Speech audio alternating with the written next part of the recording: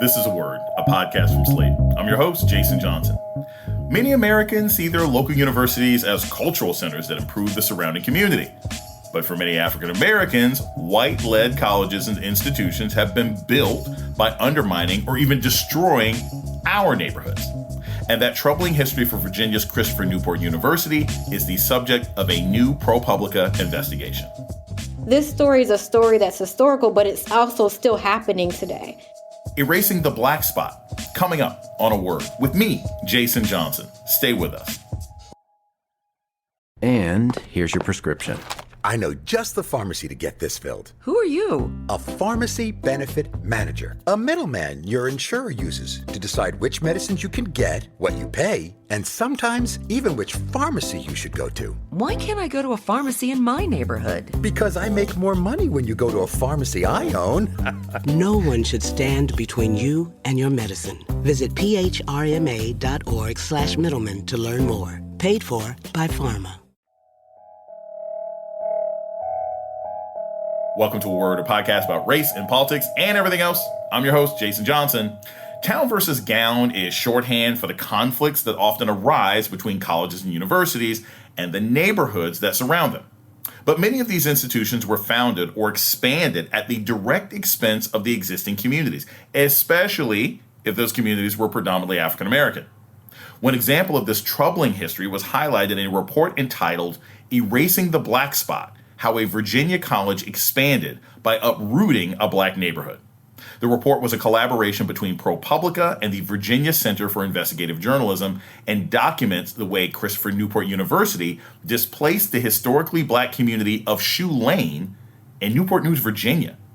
Joining us to talk about it is Brandi Kellum. She's an Emmy Award-winning investigative journalist, and she co-authored the story. Brandi Kellum, welcome to A Word. Thank you for having me. I'm happy to be here today. For those of our listeners who are unfamiliar with it, can you just describe Christopher Newport University today? Yes, absolutely. So Christopher Newport University is a predominantly white college. Right now, it sits still in the center of Newport News. It was started in 1960 without a permanent location, and ultimately it landed on the spot that it is today by displacing a predominantly Black community. Right now, the college is pretty much one of the youngest in the state of Virginia. It hasn't been around very long in terms of other more historical institutions like UVA and William & Mary, but it was a branch college of William & Mary, which was of interest at the time because Newport News did not have a college, and also because that was the time in our country where you saw more colleges and institutions popping up. So during this education boom, you had these colleges popping up, and Christopher Newport happened to be the one that displaced this community in the center of the city, which, as you know by the reporting, no longer exists today. So, Brandi, there's this sort of amazing anecdote at the beginning of the story that I think really sets the stage for what these people have gone through over the last 60-something years in this community. Tell us a little bit about that anecdote and how you came upon that story. Yeah, so the anecdote tells the story of Katie Luck. She is still one of the remaining residents that lives in the community today. She lived there through a lot of changes that happened. She's a former school teacher, and she's lived there probably about 3 or 4 decades. She remembers a lot of the things that happened over the course of the last 20 or 30 years as houses started to disappear in the community. But she also remembers what it was like when it was a thriving middle-class Black community. So she's sitting in her front yard one day and having all this memory about what the community used to be. A school bus drives past her house and a white student yells out, "You don't belong here." So to her, that was extremely shocking, right? As someone who used to live, who knows what the community used to be and has lived there for a long time. What was this Black community like in Newport News before Christopher Newport College kind of entered the picture? So the Black community had been around, at least from our research, since the end of the Civil War, so the late 1800s. So you had Black people who were buying acres of land, which seems pretty unusual when we think about how much land Black people own in this country today. But these were people who were farmers, they were laborers, they had odd jobs, and they used the pennies that they saved to buy acres of land. I think one family had about 30 acres in their name.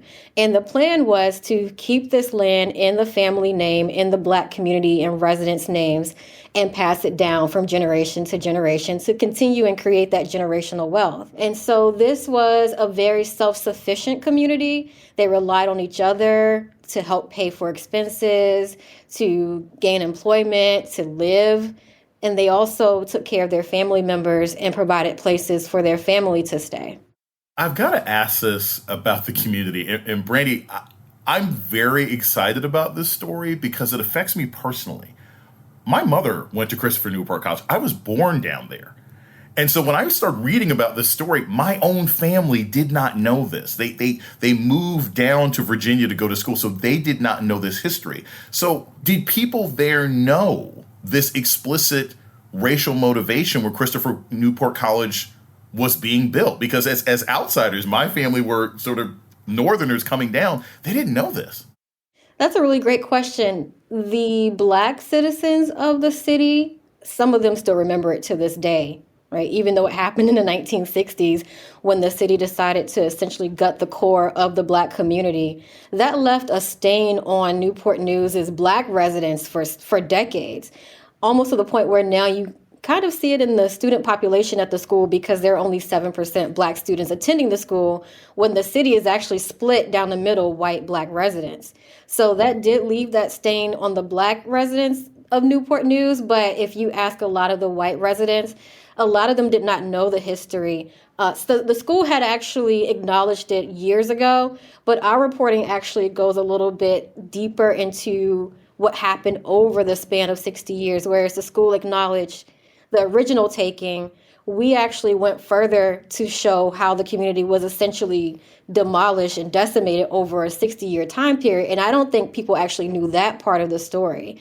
I mean, they knew what the school had acknowledged publicly, but they did not know how this played out even today, where you still have 5 homes left. So if you ask people who live in Newport News, no, they didn't know that this was the full history of how this community was essentially erased. But if you ask the Black residents who remember the 1960s, yes, of course they remember what happened.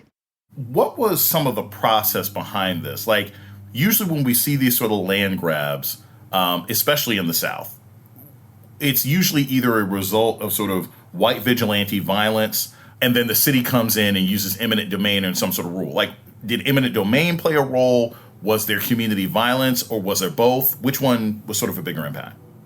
That's why this story is so fascinating, because this was done legally and all on the books. So eminent domain is a tool that the city used to take to seize the properties from the Black residents in the 1960s.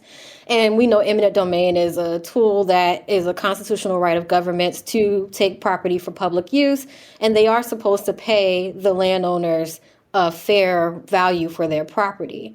In this case, we know that some of the homeowners were actually underpaid for some of their properties in the 1960s.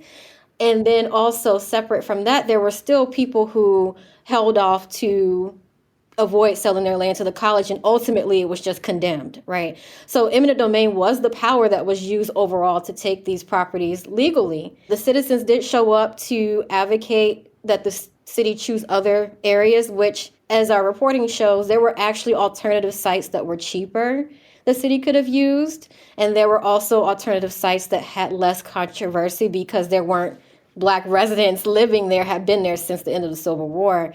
But ultimately, the city decided to take the property despite the complaints and concerns of the Black residents at that time.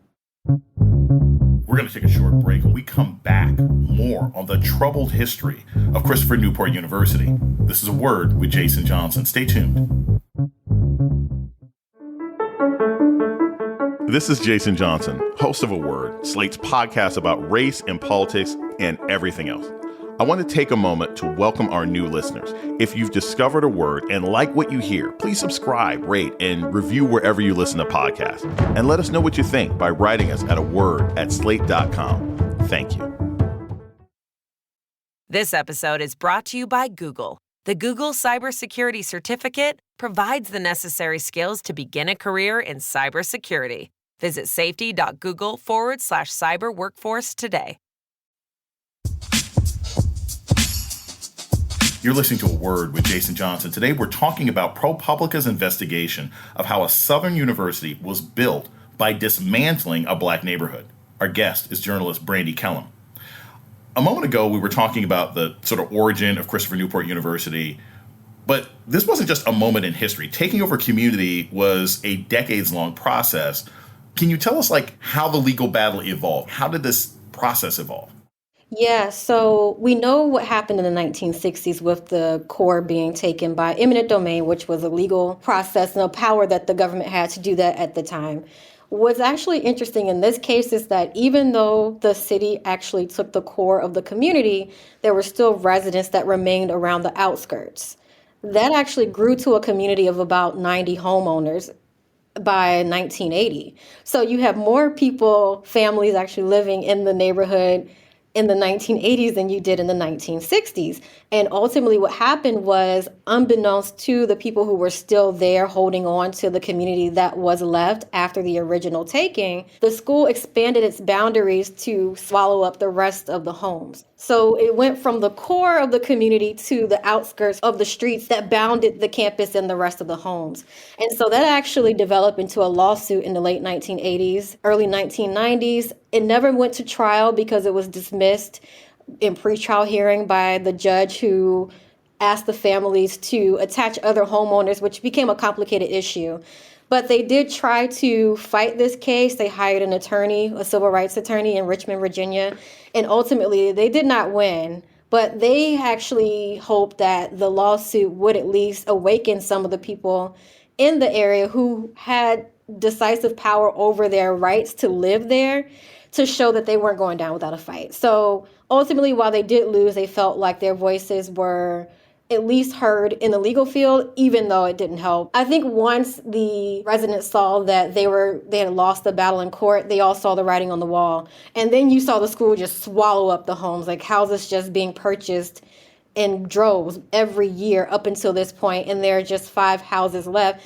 And the ones who live in the houses that are still left are some of the ones that were there in the 1960s. And you saw Mr. Johnson, who we talked to in our story, documented everything. He documented the houses being demolished. He documented the dumpsters taking away debris. He documented everything. Tell me a bit about Mr. Johnson and the Johnson family and the role they've played in your investigative report and in this long battle with Christopher Newport University. Yeah, so the Johnson family, they have ties back to the community since the early 1900s at least. James's grandfather was the one that purchased the 30 acres of land that they wanted to develop into 35 homes for Black middle-class families to live on, right? So James himself, he always says, I was born on the land. I mean, he literally was born there. He was raised there. He saw it from his early days to now he's like 83 years old, right? He's seen a lot over time. So he has a strong tie to this community because his family was part of the beginning stages of the community, and now he's one of the last living residents there. Has his family stayed? I mean, did he have a wife and kids? Have his kids grown up and left? Where is his family while he is continuing the fight? So his wife still lives with him in the house. They were married in their 20s, so they've been married for over 60 years. They lived in the house. They actually built the house. You know, they hired contractors, but they also built it, some of it with their own bare hands, right? They built the foundation and a lot of other aspects about the house. So this was like blood, sweat, and tears really went into building this home for themselves. And so they do have 3 children. 2 of their children actually ironically attended Christopher Newport University. But they no longer live in the house on Shoe Lane. They live in other parts of the city. And then they still have relatives who were displaced during the time of the 1960s and in later years that are scattered across the city as well. But they're holding strong on their land. They're going to stay there until however long possible they can live there. What do we know about the families that were displaced over the years? I mean, basically they were undersold. And I think this was also sort of an important context. It's not just the eminent domain requires the city or the government to pay people market value, but if that market value is deflated because of institutional racism, right? Like Black people's homes were always undervalued in the 60s because Black people were there. So even if people got paid a market rate, it was still less than the value.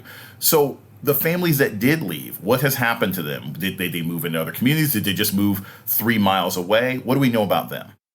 Yeah, so the families that did leave, ultimately, they scattered across the city. So the sense of community was essentially wiped out by this original taking.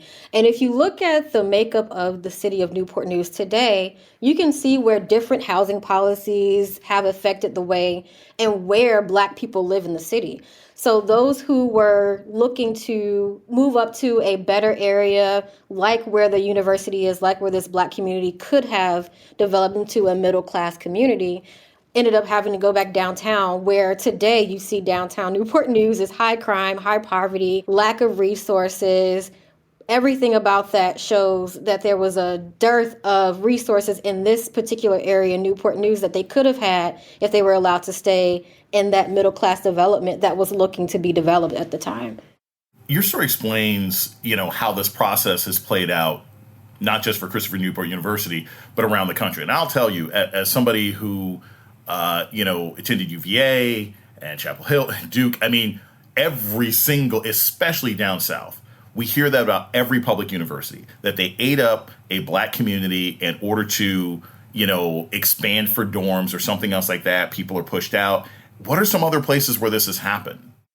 It happened pretty much everywhere in this country, but some of the major universities are some of your Ivy League universities. It happened in New York, Columbia University. It happened in Philadelphia.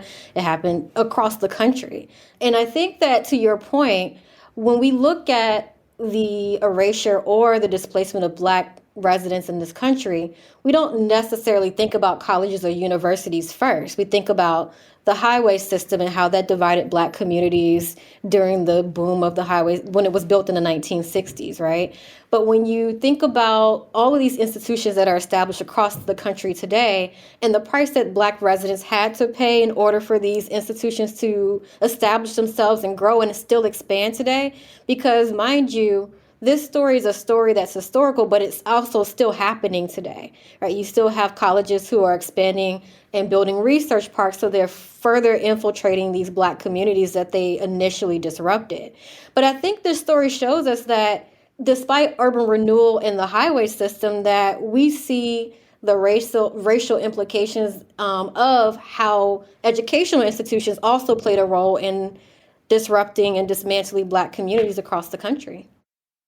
We're going to take a short break. When we come back, more about the troubling history of Christopher Newport University with journalist Brandi Kellum. This is A Word with Jason Johnson. Stay tuned. And here's your prescription. I know just the pharmacy to get this filled. Who are you? A pharmacy benefit manager. A middleman your insurer uses to decide which medicines you can get, what you pay, and sometimes even which pharmacy you should go to. Why can't I go to a pharmacy in my neighborhood? Because I make more money when you go to a pharmacy I own.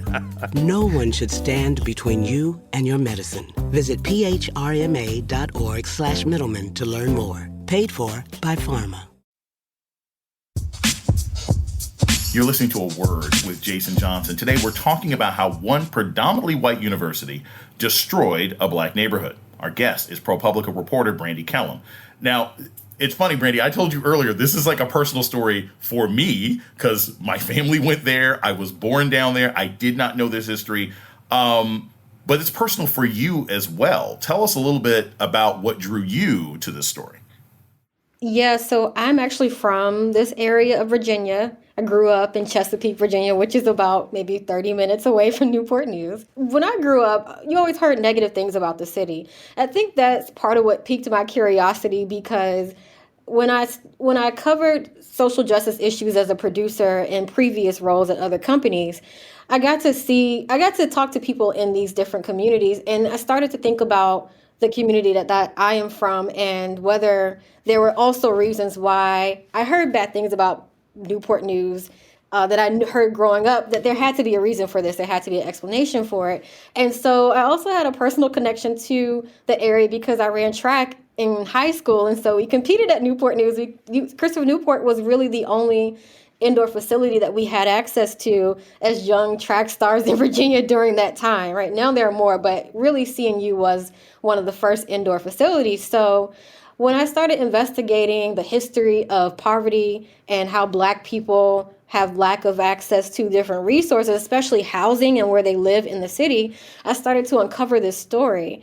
And when I first heard about it, it piqued my curiosity because in my mind as a journalist, I felt like there was something missing. I had talked to people who told me the story and that there were still houses left. But when I talked to the people who currently owned the narrative of the story, I'm hearing, oh no, everyone's gone. There are no houses left. We didn't get a chance to talk to these people. And in my mind, I'm like, no, this doesn't sound right. So I start knocking on doors and I meet some of the families that remember everything from the 1960s up until this point.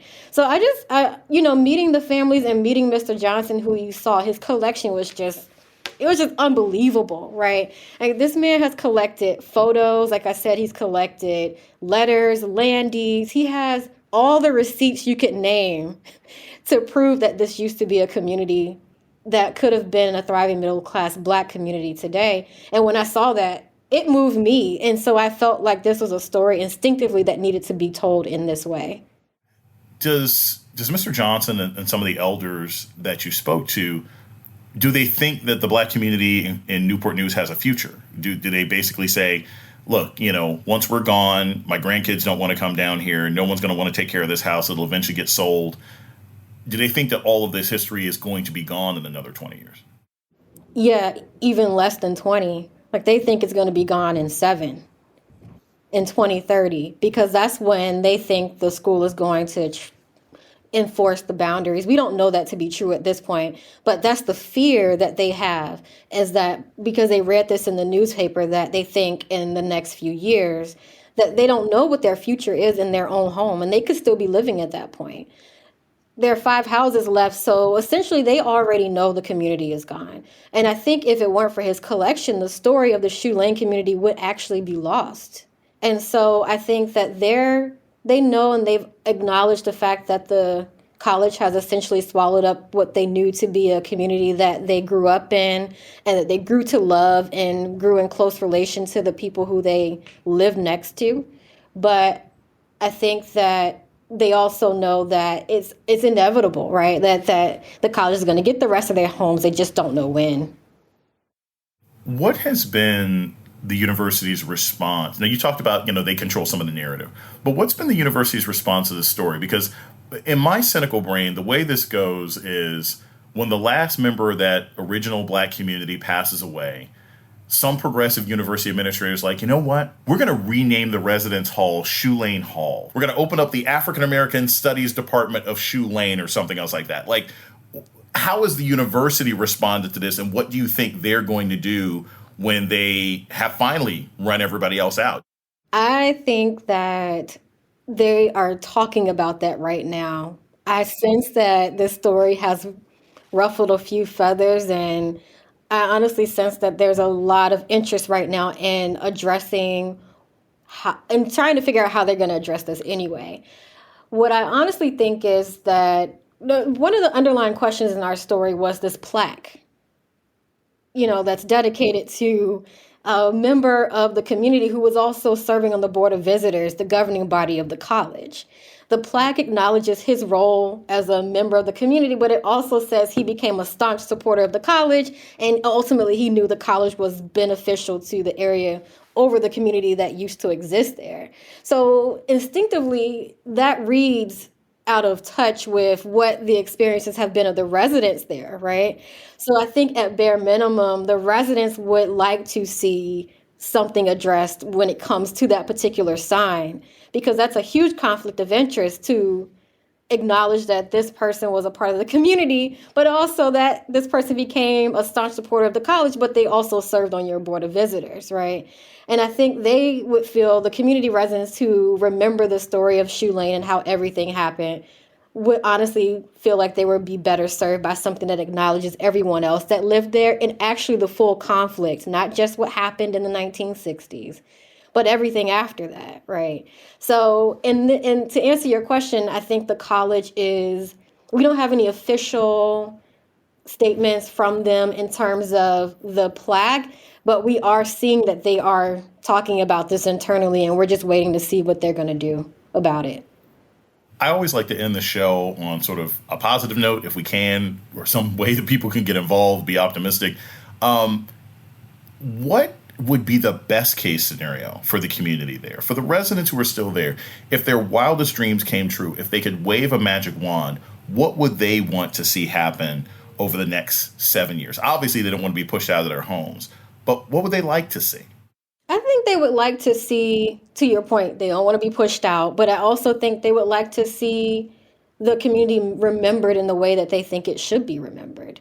I don't think this is a story where they could get money back for the properties that were lost. I think that would take some legal conversation and research to determine even if they got their property value in later years. Some people may feel like they did, others may not. But I think overall, it's a question of whether the college will, at least at the bare minimum, acknowledge the community at its fullness. And I think that with the national attention that this story has gotten, I've heard a lot from the residents of the community. I've gotten a lot of calls from them. They're very happy that the true story of the Shoe Lane community has now been told. Whereas before it was just controlled by the college, I think they feel like they have more of a voice and that the history has been preserved in a way that it wasn't before. So I think they're happy with that, but I think that they want the college to acknowledge this as well, not just with a plaque celebrating a member of the community that also was on the Board of Visitors, but something that acknowledges the history of this community and the potential impact they would have had on the entire city of Newport News, the positive impact that they could have had on the rest of the city if they were allowed to stay. Journalist Brandy Kellum reports for ProPublica. Her story on Christopher Newport University was produced in partnership with the Virginia Center for Investigative Journalism. Brandy, thank you so much. This is a really amazing story. Thank you. Thank you for having me. And that's a word for this week. The show's email is aword@slate.com. This episode was produced by Christy Taiwo Makanjula. Ben Richmond is Slate's Senior Director of Podcast Operations. Alicia Montgomery is the Vice President of Slate Audio.